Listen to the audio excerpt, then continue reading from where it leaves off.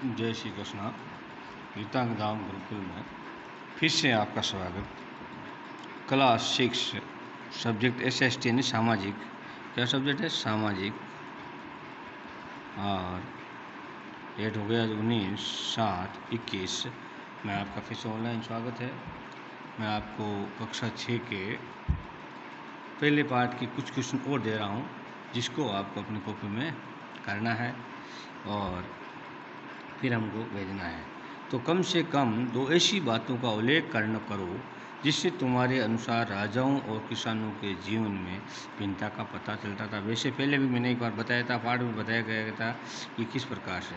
तो क्या है कि राजा महलों में रहते थे। कहाँ रहते? बड़े बड़े महलों में, भवनों में रहते थे, जबकि किसान झोंपड़ियों में रहते थे। क्या करते थे? कच्चे झोंपड़ियों में। राजा अपने लोगों तथा राज्य की रक्षा का कार्य करता था। क्या करता था? राजा अपने लोगों तथा राज्य की रक्षा का कार्य करता था, जबकि किसान राजा एवं लोगों के लिए खाद्यान्न उगाया करता था, अनाज पैदा करता। क्या करता? अनाज पैदा करता था। राजा अपनी विजयों तथा उपलब्धियों का विवरण रखते थे। क्या करते थे? राजा अपनी उपलब्धियों का विवरण रखते थे, जबकि किसान अपने कार्यों का कोई लेखा जोखा नहीं रखते थे। किसान क्या करते थे? कोई प्रकार का लेखा जोखा नहीं रखते थे। Question number 7।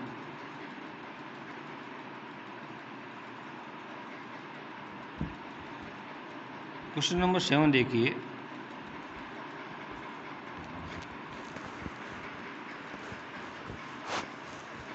क्वेश्चन नंबर 7 में पांडुलिपियों का अर्थ स्पष्ट करना है अपने को। पांडुलिपि किसे कहते हैं? जैसे हाथ से लिखी पुस्तकों को पांडुलिपियाँ कहा जाता है।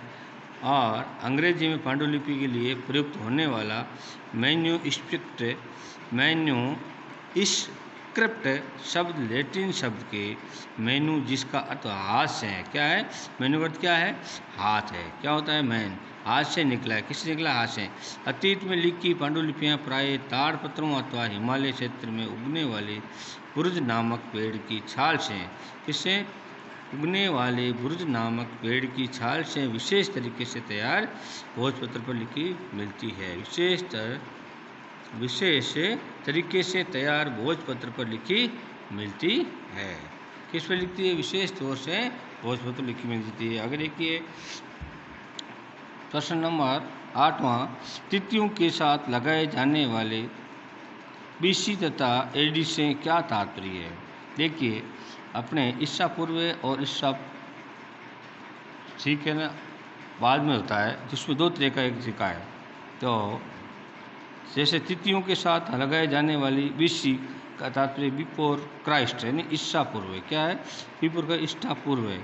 और होता है ईसा मसीह के जन्म के पूर्व की सभी तिथियों को BC, ईसा पूर्व, ईसा से पहले जो था वो ईसा पूर्व है, इसके रूप में जाने जाते हैं। इसी प्रकार तिथियों के साथ लगा AD शब्द का आशय ईसा मसीह के जन्म के वर्ष से पहले, ठीक है। ये एनो जमीनी नामक 2 लैटिन शब्दों से बना है। किसे बना है? एनो जमीन नाम की 2 शब्दों से बना है।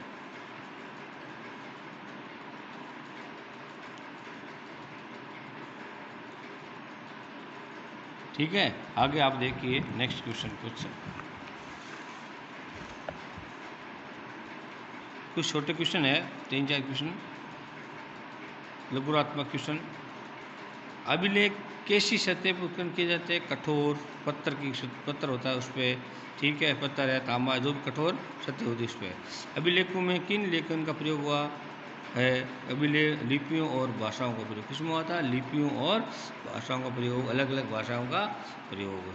विद्वान ये कैसे जान पाते हैं कि क्या लिखा था? इसका पता हमें कैसे लगेगा? विद्वान कैसे? तो इसका पता अज्ञात लिपि का अर्थ निकालने की एक प्रक्रिया द्वारा, अज्ञात लिपि का क्या करना? अर्थ निकालने की एक प्रक्रिया द्वारा लगाया जा सकता है। अब मिस्र के उत्तरी तट पर कौन सा कस्बा बसा है? रोसेटा नाम का एक कस्बा बसा है, जहाँ पर अलग अलग प्रकार की लिपियाँ मिली है। अब हमें कुछ उपयोगी शब्द है, उपयुक्त शब्द है जैसे यात्रा, पांडुलिपि, अभिलेख, पुरातत्व, इतिहास का स्रोत। जैसे यात्रा क्यों की जाती थी कि एक दूसरे की देश में आक्रमण करने के लिए वो भी यात्रा होती, रोजगार के लिए जाना वो भी यात्रा थी, शिक्षा के लिए जाना वो भी यात्रा है। यानी सब प्रकार की जो जितने भी एक जगह से छोड़ दूसरी जगह जाने का मतलब है यात्रा। दूसरा है पांडुलिपि। पांडुलिपि का मतलब है किसी के द्वारा लिखना, वो है पांडुलिपि। जैसे कोई भोजपत्र पर, कागजों पर लिखना, किताबों पर लिखना, ये है पांडुलिपि। अभिलेख, अभिलेख जो किसी कठोर सत्य पर पुरानी चीज़ें लिखना वो अभिलेख है। पुरातत्व है तो हमें पूरा कई चीज़ों का जो लिखी हुई पांडुलिपि और अभिलेखों का पता लगी हुई चीज़ों को एक जगह रखना, उसको पुरातत्व। इतिहासकार जो लिखते थे उनको स्रोत। स्रोत क्या, ये सारे के सारे उनके स्रोत हो गए।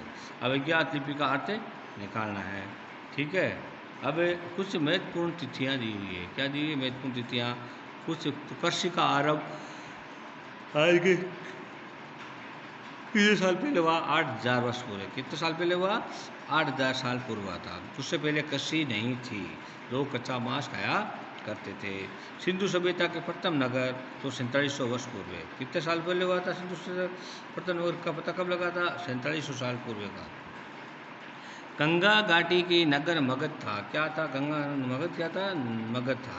और बड़ा राज्य 2500 वर्ष पूर्व है। क्या था? 2500 वर्ष पूर्व है। वर्तमान में लगभग 2000 वर्ष पूर्व है। वर्तमान क्या है?